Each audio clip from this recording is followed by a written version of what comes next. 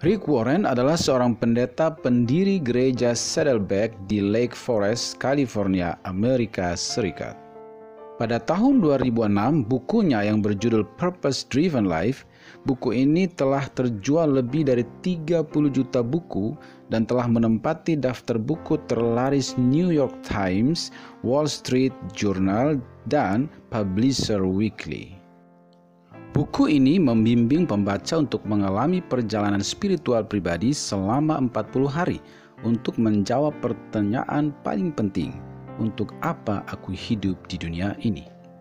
Materi buku ini banyak diterapkan di berbagai gereja di seluruh dunia, bahkan juga diterapkan di beberapa institusi resmi negara.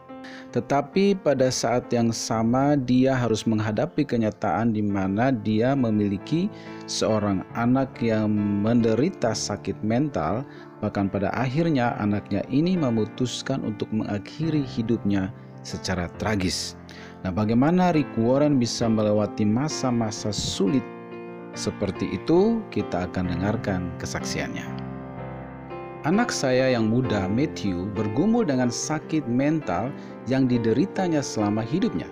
Sejak kecil, kami dapat melihat dia mengalami depresi klinis sebagai seorang anak. Saya ingat waktu dia umur 17 tahun, dia datang ke saya sambil menangis. Dia sebenarnya adalah anak yang sangat mengasihi Tuhan. Dia punya hati yang lembut, tapi pikiran-pikirannya sangat menyiksa dia. Dia sudah menuntun banyak orang pada Kristus. Dia membagikan buku saya ke orang-orang. Dia bersaksi kepada orang-orang di berbagai situs di mana banyak orang putus asa. Dia berkata, "Ayah, ini tidak berlaku bagi saya. Saya tidak bisa menanggulangi depresi saya." Dia berkata pada saya, "Ayah, penyakit saya sangat nyata jelas. Saya tidak bisa disembuhkan." Dia berkata bahkan kita sudah pergi ke dokter yang terbaik, sudah memakai obat terbaik. Saya sudah pergi ke penyembuh-penyembuh yang terbaik, orang-orang beriman yang diurapi seperti ayah dan ibu. Kalian sudah berdoa dan bersyafaat juga untuk saya. Saya juga sudah pergi ke konselor terbaik, dan mereka berkata ini sudah jelas, saya tidak bisa disembuhkan. Kenapa saya tidak mati saja dan pergi ke surga? Saya tahu kemana saya akan pergi. Saya hanya tidak inginkan penyakit ini lagi. Perkataannya itu sangat membuat hati saya hancur sebagai seorang ayah. Saya berdiri di sana dibanjiri air mata di wajah saya dan saya berkata, "Matthew, saya yakin kamu tidak ingin mati. Saya yakin kamu hanya ingin mengatasi penyakit ini. Kamu pasti butuh bantuan." Lalu saya bilang pada dia, ini doa saya. 1, saya tidak akan pernah berhenti berdoa untuk mujizat, karena mujizat itu benar-benar nyata. Sebagai seorang hamba Tuhan, saya sudah melihat ribuan mujizat, kesembuhan fisik, tapi mujizat tidak selalu terjadi, tidak setiap waktu. Jadi saya berdoa supaya kamu disembuhkan oleh mujizat, dan saya tidak akan pernah berhenti berdoa untuk itu. Saya bahkan punya pelayanan doa.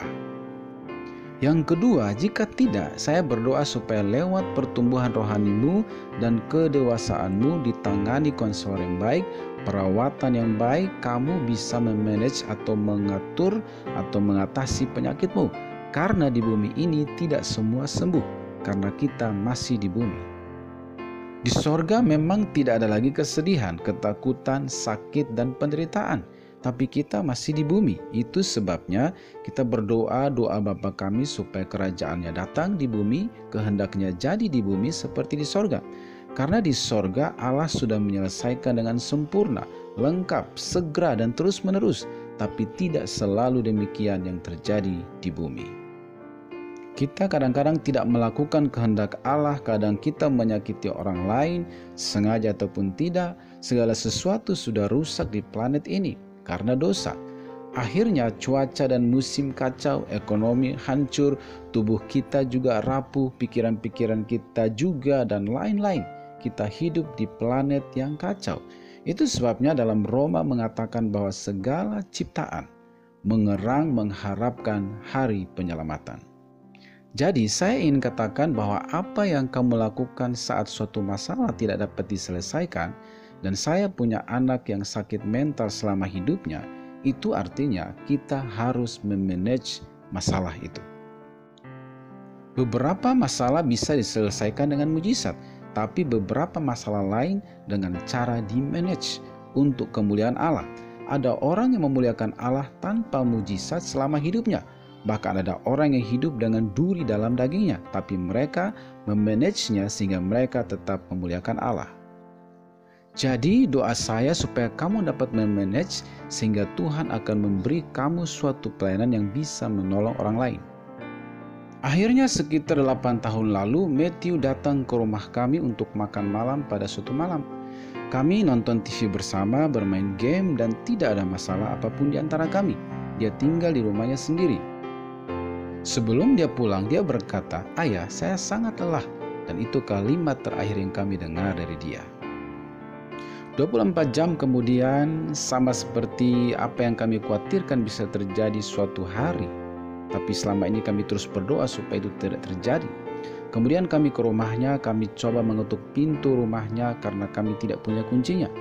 Jadi kami menunggu polisi datang untuk mendobrak pintu. Ini waktu yang sangat menakutkan sepanjang hidup kami. Saya dan istri saya, Kay, berdiri di jalan saling merangkul, menangis, hanya menangis. Waktu itu istri saya memakai sebuah kalung yang tertulis 2 kata, dan itu adalah judul buku yang baru saja ditulis, "Pilihlah Sukacita." Saya memandang istri saya dan berkata, "Bagaimana bisa memilih sukacita saat hatimu hancur, berkeping-keping seperti sekarang ini?" Polisi pun datang mendobrak pintu, masuk dan menemukan anak kami Matthew yang telah mengakhiri hidupnya sendiri. Mereka mengangkut jenazahnya keluar dalam kantong jenazah. Dan kalau saya tidak punya kelompok kecil atau sel group, saya nggak tahu apakah saya masih melayani Tuhan hari ini atau tidak. Tapi sel group atau komsel di mana saya berada bersama mereka sekian tahun lamanya, beberapa di antara mereka berdatangan sekitar 30 menit setelah kejadian itu. Mereka tidak mengatakan apapun. Mereka hanya merangkul kami dan mereka berkata, "Kami tidak akan meninggalkan kamu sendiri malam ini." Mereka yang pria merangkul saya dan mereka yang wanita merangkul istri saya dan berkata, "Kami akan ke rumah kalian. Kalian tidak perlu bilang apa-apa, kami hanya ingin bersama kalian." Saudara, ini adalah hal yang penting yang saya ingin katakan pada Anda yang menonton. Saya mengajar banyak pendeta di seluruh dunia bahwa semakin dalam luka seseorang, semakin sedikit kata-kata yang kamu ucapkan pada dia. Hal ini sangat penting. Bila seseorang sedang dalam masalah yang biasa, Anda bisa saja berbicara untuk menguatkan dia. Tapi untuk orang-orang yang punya masalah yang besar seperti yang kami alami, Anda cukup hadir saja dan diam.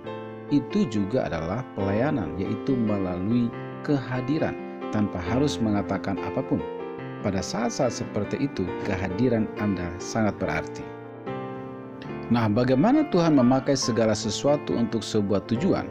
Setelah peristiwa itu, 16 minggu berikutnya, sekitar 4 bulan, saya menyendiri dengan Allah. Kadang saya sendiri dan istri, kadang saya menyendiri dengan Allah.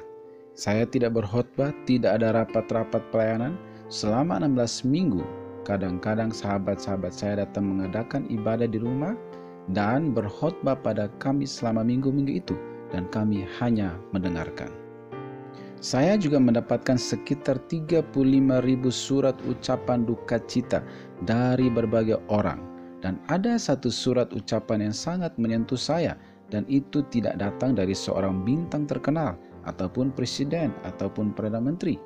Satu surat yang sangat berarti bagi saya adalah surat yang datang dari seorang yang telah dituntun oleh Matthew untuk datang pada Kristus. Dia katakan bahwa saya tahu bahwa Matthew sangat menderita sepanjang hidupnya, tapi dia telah menuntun saya pada iman sehingga saya punya keyakinan keselamatan. Dia berbicara kepada saya di sebuah situs dan menyelamatkan saya.